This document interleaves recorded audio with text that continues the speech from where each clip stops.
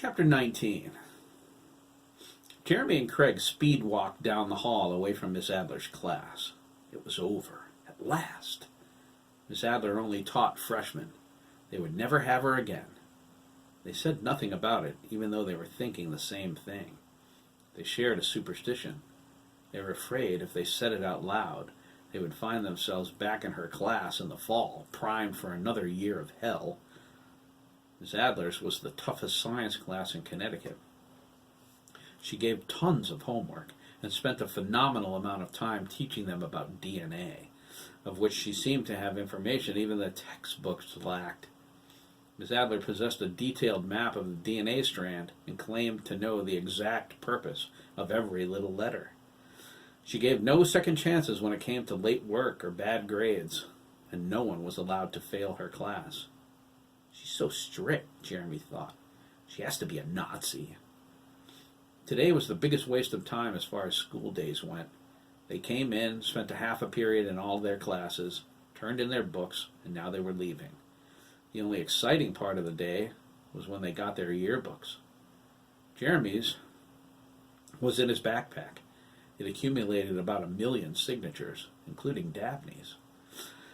He signed it in their English class, but not on the inside cover where everyone could see. Instead, he signed his class picture in the interior. Jeremy wasn't going to ask him to. He didn't think he would, since he never signed anyone's.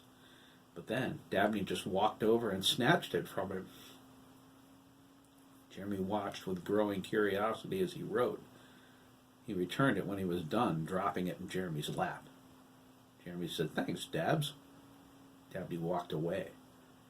Jeremy opened the yearbook to Dabney's picture and read, "What is it with you? Why are you so perfect? It's making me mad. Everyone else in this town is so easy to hate. Why can't I hate you? I'm not even sure I want to, which only makes it worse. If you're playing some kind of game, leave me out of it. If it's not a game." Dabney's iPhone number was beneath his signature. There was also a postscript. "P.S.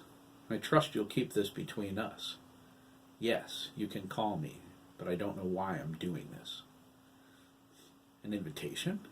Jeremy wondered. Who would have thought? Craig's yearbook was in his locker. They stopped to get it. He didn't see much sense in bringing it to class. He was sure no one would sign it. Jeremy grabbed it before he could slip it into his backpack. He whipped out a black Bic and wrote something on the inside front cover. He closed it and handed it back to Craig. "Don't read it until later," Jeremy said. "Why not?" Craig asked. "How about because I asked you not to?" Craig shrugged and put it away. Graduation ceremonies for the high school were later that afternoon. The middle school commencement should almost be over if they started on time. Derek and Ian were graduating and would be freshmen next year. A lot of people Jeremy knew were, like Teddy Bigelow and Andy Lee. Jeremy said he hoped all the seniors got home safely this year. Last year, some of the graduates drove out to a Rhode Island beach to party. They didn't head back until dawn. One of the drivers fell asleep at the wheel and hit a utility pole. He died, along with 2 of his friends. Even Virginia cried that day.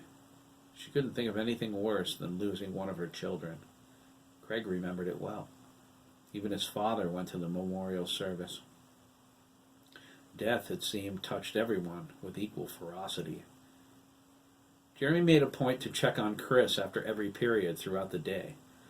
He ended up late to 2 of his classes, but he wanted to make sure his brother was okay. He also wanted Chris to know he was there for him. It was a demonstration of unity Jeremy intended to thrust in everyone's face, especially Dan Mellon. Dan was conspicuously absent from the sophomore hallways between classes. He was a junior. Juniors were on the top floor, but he usually made an appearance. From the expression on Max's face, it was safer for Dan to maintain a low profile. Jeremy wasn't alone in his concern for Chris. His brother had an entourage between periods that included, to his surprise, Dabney. Although discreetly. He hovered in the background, watching Chris closely. He wore an expression that Jeremy might have called longing if it wasn't so absurd to him. Why would Dabney feel that way toward Chris? He wondered. Jeremy wasn't sure, but decided it didn't matter as long as he stopped spreading the rumor. Sandy was there too, with Max, Matt, Ricardo, reluctantly, and Jeremy. One person's presence caught everyone off guard, except Chris. Dennis Copeland escorted him between classes. It caused a lot of commotion. When Dabney saw him, he rolled his eyes, scowling. Jeremy looked at Dennis like he was an alien. So did everyone else. They decided they liked him, though. They liked him a lot. Jeremy remembered something. Chris was lingering in the hall just before last period after everyone went to class. Jeremy noticed him and walked over. He punched his brother lightly on the shoulder. "What's wrong with you?" Jeremy asked. Chris looked at him confused. "Huh?" he asked, and then blushed. "Oh, nothing. I was thinking about something." "About what?" Jeremy asked, crossing his arms. Chris replied, "Hiram had an ad posted in the resource room here and in the counseling office at the middle school for a part-time employee." "What for?" "The summer's here," Chris remarked. "He wants someone to work for a couple of hours during the day. He asked me, but I said no. Todd and Dabney must have said no too. I noticed the ad last week." "And?" Jeremy asked. "The ad's gone now. The resource counselor told me Hiram filled the position." His gaze became far away. "Teddy Bigelow took the job. You know, the altar boy from St. Peter's. His dad's the cop, right? Robert Bigelow." Jeremy gripped his shoulder. "Well, it looks like you might get some time to yourself this summer. I have to go. I can't be too late. I have Adler this period." Chris nodded, but stayed in the hallway for a long time after the bell rang. His expression betrayed his concern. He shook it off and darkly thought, "I warned you, old man." He walked into his class. Jeremy and Craig made their way to the bottom floor. They went out the same door they came in this morning. "I'm glad it's over," Jeremy said, stepping into the hot sun. He shielded his eyes with one hand and sucked on the index finger of his other. It was still bleeding a little. "I wish they gave out report cards instead of mailing them home. Oh well, I won't miss school, that's for sure. What about you?" Craig shrugged. "If I'm not here, I'm at work, a relative's house, or at home. It doesn't matter much to me."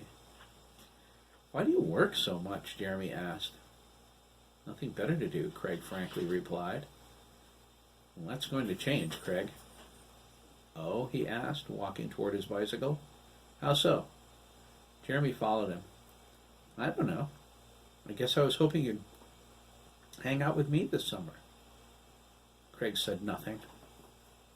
He didn't know if Jeremy was serious, but he didn't want to know if he wasn't. Each time he thought about hanging around with him and the other guys tonight, he felt lonelier. He didn't like it. They took him into their company so easily, he felt paranoid. Is Max up to something? Am I really welcome? He looked at Jeremy, his eyes searching. Jeremy looked back curiously. Craig shook his head. "It's nothing," he said, and knelt next to his bike. "I'm used to my friends being a little more communicative, Craig," Jeremy said. "You're going to give me a complex." "I'm the one getting the complex," Craig whispered and cringed. "What?" Jeremy asked. "Forget it," Craig replied, climbing onto his bike. "It's nothing."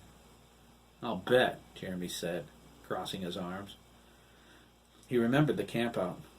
"Oh, hey, is it okay if I meet you at your house later?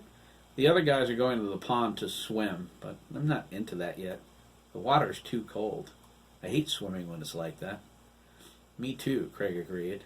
Not that he swam much. He thought about what Jeremy asked. His father went to file for his unemployment check today. Jack would go straight to the bar afterward. He wouldn't be home when he got there. Still, it would be easier to meet Jeremy at the market. It was closer to the McKee's house. Then Craig remembered the mess he had to clean up and cringed. He needed time to finish before Jeremy got there. Of course, he hadn't even asked if he could go camping yet. He had to talk to his uncle about that and about getting out of work early. Okay, Craig finally replied. He was certain his uncle would let him go. He was always prodding his nephew to do something social. It's 12:30 now. I'll try to get off work at 2. Can you meet me at my house at 3? Sure, Jeremy replied. Do you know where I live? Craig, Jeremy asked, is there anyone in town who doesn't know where you live? Craig pedaled away. He felt excited now. He decided to trust Jeremy and take him at his word. He's going to be friends with me? Woohoo! Jeremy watched until Craig disappeared down Lancaster Hill Road. He walked back toward the school, but paused outside the front door. He looked down the street again. Jeremy hadn't noticed before, but when Craig rode away, he felt very lonely.